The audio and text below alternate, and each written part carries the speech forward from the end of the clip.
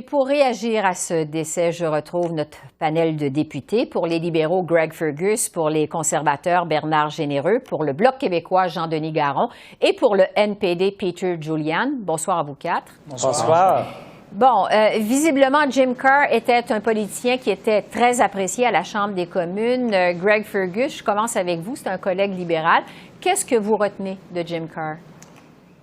Qu'il était beaucoup plus qu'un politicien.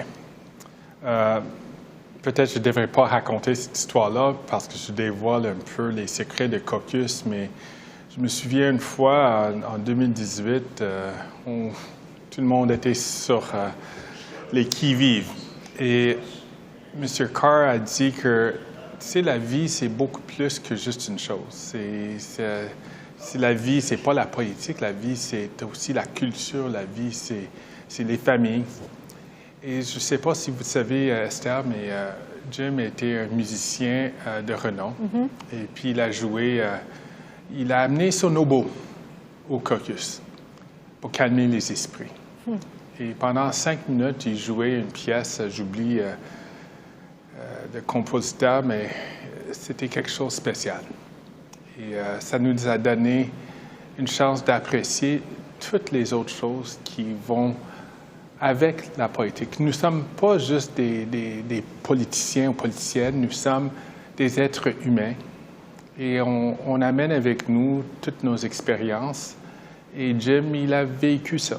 Il a partagé ça avec les gens de sa circonscription et surtout avec ce Parlement, avec le peuple du Canada.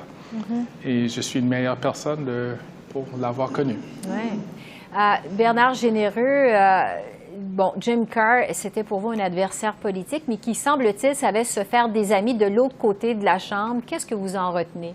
Oui, tout à fait. Moi, personnellement, je ne l'ai pas connu beaucoup, mais je l'ai rencontré pas plus tard que la semaine dernière ici, dans le foyer de la Chambre des communes. Donc, il a véritablement fait son travail jusqu'à la dernière minute. C'est quelque chose de remarquable. Mais vous savez, Mme Bégin, la Chambre des communes, c'est comme une grande famille. Alors, inévitablement, quand une personne a un accident ou décède, évidemment, ça nous touche tous. Parce que, comme Greg le dit, on n'est pas juste des politiciens. Parce évidemment, des fois, les gens nous prennent pour des frigidaires, qu'on est froid, puis on n'est pas accessible. Bien au contraire, on est de façon générale, là, dans chacun de nos comtés respectifs, des gens qui sont près de la population ou qui font tous pour être près de la population. Et je pense que M. Carr l'a démontré pendant toute sa carrière. Oui. Jean-Denis Garon du Bloc québécois, parce que M. Carr avait, semble-t-il, étudié à l'Université McGill, parlait français. Qu'est-ce que vous en retenez, vous? Bien, vous me permettrez d'abord d'offrir mes condoléances à ses proches, à sa famille. Et vous savez, Mme Bégin, moi, je suis très nouveau ici sur la colline parlementaire. M. Carr, ça a été un des premiers présidents de comité dans un comité où j'ai remplacé. Donc, je l'ai rencontré très rapidement après être arrivé ici.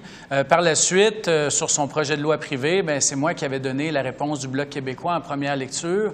Et donc, ça m'avait donné l'occasion assez rapidement d'avoir quelques conversations avec lui. Alors, d'abord, vous avez raison, il parlait bien français, mais il faisait aussi l'effort pour le parler. Et ça, moi, je l'ai apprécié tout de suite. Et ce que je vous dirais, c'est qu'on sentait avec M. Carr cette espèce de bienveillance, cette espèce de non-partisanerie. On se sentait rapidement à l'aise avec lui. Puis qu'on est un nouveau parlementaire, qu'on rencontre un parlementaire aguerri comme lui, qui se comporte comme ça, bien, c'est très réconfortant. Ma seule frustration, c'est de ne pas avoir eu la chance de le connaître davantage. Peter Julian, vous siégez aux communes depuis quand même pas mal d'années. Vous avez eu l'occasion sûrement de connaître Jim Carr. Qu'est-ce que va laisser comme héritage Jim Carr à la politique? Mais le fait qu'il était, à mon avis, vraiment un gentilhomme, il était ami de tout le monde à la Chambre des communes. C'est pas le cas pour la très grande majorité des députés. On connaît peut-être quelques personnes. Lui, il connaissait tout le monde, il était très gentil avec tout le monde. Il était quand même capable de tenir son bout, mais Juste pour vous donner un exemple, dans les prochains jours, cette semaine, on va rendre des hommages à Jim Carr et au sein de notre caucus du MPD, il y a plusieurs députés qui voulaient justement parler. Il y a juste un qui peut parler, c'est ça la tradition, mais le fait qu'il était tellement aimé, il y avait plusieurs députés qui disaient, mais là, j'aimerais faire hommage à Jim Carr. L'autre chose que je trouve triste, c'est que on avait déjà planifié mercredi, parce qu'on savait qu'il était malade, de faire un tour des discours en son honneur mercredi, et il aurait pu être présent et entendre les hommages à tout son travail et à sa personne. Et malheureusement, à cause de son décès aujourd'hui, sa famille va bien sûr entendre ces hommages, mais lui, il ne les entendra pas. Et c'est dommage. Donc, ça fait le tour de l'héritage, des hommages justement à M. Jim Carr. On voit, vous entendre que ça transcende la partisanerie politique. Évidemment, nos pensées vont à sa famille. Je veux maintenant vous entendre sur le thème qui a vraiment dominé l'agenda politique cette session à Ottawa, c'est l'inflation et le coût de la vie, parce qu'on apprend aujourd'hui que les ménages canadiens sont à bout de souffle, vraiment un taux d'endettement des ménages canadiens qui atteint des records.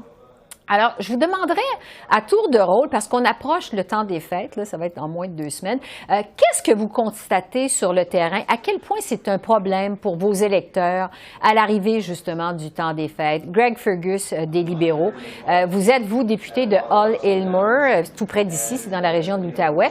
Qu'est-ce que vous constatez chez vos électeurs? Écoutez, que c'est sérieux ce problème-là, la montée des prix, soit à l'épicerie ou soit dans le logement. Pour nous autres, dans Hull-Aylmer, pour mes concitoyens, je pense que le dossier, le numéro 1, c'est le coût des loyers puis le coût d'achat de leur première propriété. Ça, c'est quelque chose qui est très sérieux parce que le marché était très, très, très fort depuis plusieurs années. Alors, c'est important de venir en aide aux gens. Et je pense qu'il y a une façon qu'on peut cibler notre engagement. Je suis très content, même soulagé, que le Parlement avait adopté plutôt des projets de loi qui vont venir en aide aux gens avec l'aide pour aider les gens qui sont d'un revenu modique pour avoir de l'aide avec leur loyer, mais aussi avec le retour, les retours qu'on va recevoir sur la TPS. Ça, c'est très important, non seulement juste une fois, mais d'ici pour au moins 6 prochains mois. Ça, c'est de l'aide qui est vraiment ciblée, qui peut venir à l'aide des gens de Hull-Aylmer. Bernard Généreux, vous êtes, vous, député de la région de Rivière-du-Loup, c'est dans l'est du Québec. Est-ce que vous entendez beaucoup parler des impacts de l'inflation sur le terrain de la part de vos électeurs? Absolument, absolument. Et l'utilisation, par exemple, des banques alimentaires au Canada, mais dans notre région aussi. D'ailleurs, j'ai rencontré la semaine dernière les gens de Moisson-Kamouraska, qui est une banque alimentaire régionale chez nous qui sert 5 MRC. La demande a doublé depuis 1 an. C'est aussi simple que ça. Et c'est des gens, pour maintenant, des gens qui travaillent, les 2 parents travaillent pour nourrir la famille, ils ont besoin d'aller dans ces banques alimentaires. Et vous savez, la raison pour laquelle on se retrouve dans cette situation-là actuellement, c'est que sur les 500 milliards dépensés par ce gouvernement-là depuis 2 ans et demi, il y en a 200 qui ont été dépensés qui n'étaient pas besoin d'être dépensés. Donc, ça a eu un impact important. La hausse des taux d'intérêt en contrepartie par la Banque du Canada vient aussi aggraver le problème. Donc, c'est comme la tempête parfaite qu'on vit actuellement. Et des gens appellent à nos bureaux pour essayer de trouver de l'aide de toutes sortes de façons. Je comprends les programmes qui ont été mis par le gouvernement, mais ce n'est pas suffisant. Ce qu'il faut, c'est de baisser les taxes. En fait, éviter d'augmenter les taxes, c'est la première chose. On sait que la taxe sur le carbone va tripler dans les prochaines années. Donc, inévitablement, il y a un problème là. Puis, en plus, là, on est dans l'hiver, bien sûr, l'hiver vient d'arriver. Et là, bien, le coût de chauffage augmente de façon exponentielle. Donc, c'est vraiment pas je te dis, c'est la tempête parfaite qu'on vit actuellement, et en grande partie à cause des libéraux. Jean-Denis Garon, vous êtes député, vous, de Mirabel, dans le nord de Montréal. Qu'est-ce que vos électeurs vous disent par rapport à la hausse du coût de la vie? Bien, ils nous disent ce qu'on observe dans les chiffres, dans les statistiques, Mme Bégin, c'est que ça coûte cher, que la vie coûte de plus en plus cher. Et vous savez, moi, comme c'est le cas pour M. Généreux, moi, dans ma circonscription, on le voit bien qu'il y a davantage de demandes pour les banques alimentaires. J'en profite pour saluer aussi tous les organismes là, qui aident nos familles. C'est Mme Bégin, le coût du logement, moi, on m'en parle toujours. Parce que quand on dépense 30, 35, 40, 50 de son revenu au loyer, que ce revenu et que le coût du loyer augmente en flèche, ça vient cannibaliser le budget et ça vient cannibaliser le budget qu'on va dédier à l'épicerie, à l'école pour les enfants, aux fournitures scolaires. C'est la première chose. Alors, c'est important qu'il y ait du logement collectif, des logements sociaux. Ça passe par des transferts à Québec. La deuxième chose, Mme Bégin, il ne faut pas l'oublier, moi, j'ai un tissu industriel important. Je pense à mes entreprises d'industrie moyenne, légère, sur Curé-Labelle, à Saint-Janvier, sur la rue Charles, des gens qui ont des problèmes avec les chaînes d'approvisionnement. C'est des gens qui donnent des emplois, qui créent de la valeur. C'est des gens qui sont bien implantés dans le milieu. Et ces gens-là ont de la difficulté à avoir leurs matières premières, à avoir leurs intrants. Et ça fait des mois et des mois et des mois qu'on nous promet des mesures de la part du gouvernement. Ça, c'est fédéral. Ils le font pas, Mme Bégin. On pourrait, par exemple, permettre aux ports maritimes du Québec de se coordonner dans des appels d'offres plutôt que de se faire concurrence entre eux. On écoute difficilement ces gens-là. Il y a plein de mesures qui pourraient être prises, qui ne sont pas prises. Et ça vient affecter jusque dans le tissu industriel et commercial à Mirabel. Bon. Peter Julian du NPD, je vais terminer avec vous. Vous êtes député de Burnaby, dans la région de Vancouver, dans l'Ouest canadien. Qu'est-ce que vous constatez sur le terrain par rapport à la hausse du coût de la vie? Mais c'est sûr que pour les banques alimentaires, on voit les files de temps qui sont de plus en plus longues. Mon épouse et moi, on sème, puis on fait la récolte des légumes, puis on fait les contributions. Cette année, c'était 2 tonnes de légumes qu'on donne aux banques alimentaires locales. Puis on voit les lignes sont de plus en plus longues. Il n'y a aucun doute là-dessus. L'NPD a poussé dans ces sessions parlementaires pour les soins dentaires, pour l'aide aux locataires et aussi pour que le TPS, le remboursement du TPS soit doublé. Puis on a réussi d'obtenir chacune de ces choses-là dans un gouvernement de parlement minoritaire. Mais il faut dire, on n'a ni les conservateurs ni les libéraux qui veulent prendre de l'action contre la cupidité des chefs d'entreprise. Puis on a vu pour les hausses des prix d'épicerie que Loblaws et les autres chaînes d'alimentaire, ils font des profits énormes, ils font des bonis auprès de leurs chefs d'entreprise et là, ils profitent de la situation énormément.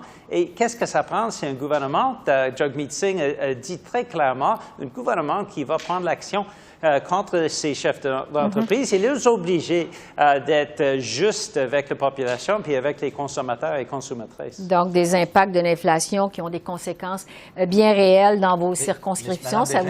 Madame Bégin, si vous permettez. Rapidement. Sylvain Charlebois et l'ensemble de ses collègues des universités canadiennes ont évalué que le panier d'épicerie a augmenté encore de 1 100 $ l'année prochaine. Donc, c'est pas fini. Là. On a 2023, puis on annonce possiblement une récession. Donc, il y a des temps durs qui s'en viennent en avant de nous. Je pense qu'il faut absolument que le gouvernement coupe les taxes actuellement pour essayer de donner un break à l'ensemble des Canadiens et Canadiennes. Alors, on aura certainement... Générer de l'inflation encore plus. Mais là, les 30 milliards des autres riches qui a, envoient des 30 milliards au paradis fiscaux d'outre-mer, il faut que le gouvernement prenne l'action. On aura de l'inflation. Ça, c'est important. Madame Bégin, je sais pas, ça vous a laissé l'occasion de transmettre vos messages. On en débattra à la prochaine session au retour des travaux à la Chambre des communes au mois de janvier. Greg Fergus, Bernard Généreux, Jean-Denis Garon, Peter Julian. Merci et joyeuses fêtes à vous aussi. Merci, au revoir. Joyeuses fêtes. Au revoir.